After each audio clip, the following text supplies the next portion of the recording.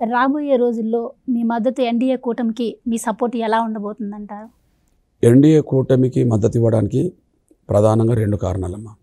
ఒకటి, ఎస్సీ వర్గీకరణ సమస్య పరిష్కారం కేంద్రం పరిధిలో ఉన్నది. కేంద్ర ప్రభుత్వానికి నాయకత్వం వహిస్తున్నది గౌరవ నరేంద్ర మోడీ గారు.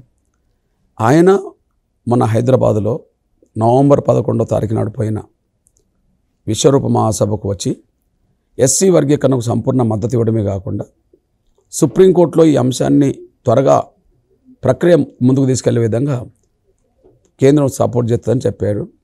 ఫిబ్రవరి 6, 7 తేదీల్లో సుప్రీంకోర్టులో చీఫ్ జస్టిస్ గౌరవ చంద్రచూడ్ గారి ఆధ్వర్యంలో 7 జడ్జీలతో కూడా రాజ్యాంగ ధర్మాసనం విచారణ చేసింది.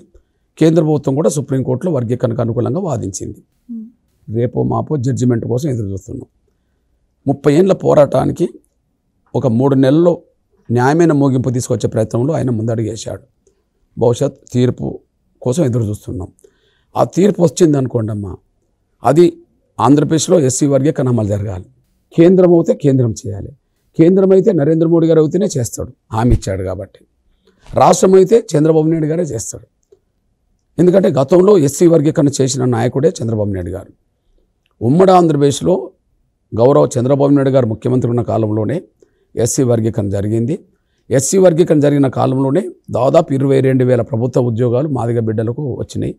వేలాది మందికి ఉన్నత విద్యా అవకాశాలు వచ్చేసినాయి. మేము ఎప్పుడన్నా మా జాతి మాదిగలుగా మేము కొంత మాకు అవకాశాలు వచ్చి మేము బాగుపడ్డామంటే గౌరవ చంద్రబాబు నాయుడు గారి ప్రభుత్వం ఉన్నప్పుడే మా అవకాశాలు వచ్చినాయి, మేము బాగుపడ్డాం. కాబట్టి ఇప్పుడు సుప్రీంకోర్టు ఒక డైరెక్షన్ ఇచ్చింది అనుకోండి అమ్మా, ఎవరు అమలు చేయాలమ్మా? కేంద్రం అమలు చేయాలనుకో. కేంద్రానికి నాయకత్వం కాంగ్రెస్ వస్తే మాకు అమలు జరగదు కదా. గతంలో వర్గీకరణకు అనుకూలంగా లేని పార్టీ అది. గతంలో వాళ్ళు ప్రభుత్వాన్ని నడిపిన వాళ్ళే కదా, వాళ్ళు చేయలేదు కదా. మరి గౌరవ నరేంద్ర మోడీ గారు చేయడానికి సిద్ధమై ముందుకు వస్తున్నాడు కదా. కేంద్రంలో ఎవరుంటే మాకు న్యాయం జరుగుతుందంటే బీజేపీ ఉండాలి, నరేంద్ర మోడీ గారే ప్రధానమంత్రి కావాలి. మరి రాష్ట్రంలో ఎవరు ఉండాలి ఆంధ్రప్రదేశ్లో అంటే గతంలో చేసింది తానే, చంద్రబాబు నాయుడు గారే. మళ్ళీ చేస్తానని ముందుకు వస్తున్నది తానే. రాజశేఖర్ గారి కాలంలో వర్గీకరణకు సపోర్ట్ చేశాడు కానీ దాన్ని సంపూర్ణంగా పూర్తి చేయలే. దురదృష్టవశాత్తు ఆయన చనిపోయాడు. అది దాని గురించి నేను మాట్లాడతలేను. కానీ కాంగ్రెస్ కదా అప్పుడు రాజశేఖర్ గారు, జగన్మోహన్ గారు కూడా కాంగ్రెస్ కదా అప్పుడు. మరి కేంద్రంలో కాంగ్రెస్ ఉన్నది, వర్గీకరణ చేయలేదు కదా. మరి జగన్మోహన్ గారు వర్గీకరణకు అనుకూలంగా ఇప్పుడు లేడు కదా. సుప్రీంకోర్టులో విచారణ జరుగుతున్నప్పుడు రాష్ట్ర ప్రభుత్వం తరఫున లాయర్ని పెట్టాలి కదా, లాయర్ను పెట్టలేదు కదా. ఎస్సీ వర్గీకరణకు వ్యతిరేకంగా అసెంబ్లీలో కామెంట్ చేశాడు కదా ముఖ్యమంత్రి హోదాలో. కనీసం అపాయింట్మెంట్ అడిగిన అపాయింట్మెంట్ ఇవ్వలేదు. సుప్రీంకోర్టులో లాయర్ను కూడా పెట్టలేదు. అంటే ఆయన స్పష్టంగా మాకు అర్థమవుతున్నది, అందరూ అర్థం చేసుకునేది తను ఎస్సీ వర్గీకరణకు అనుకూలం కాదు అని అర్థమవుతుంది.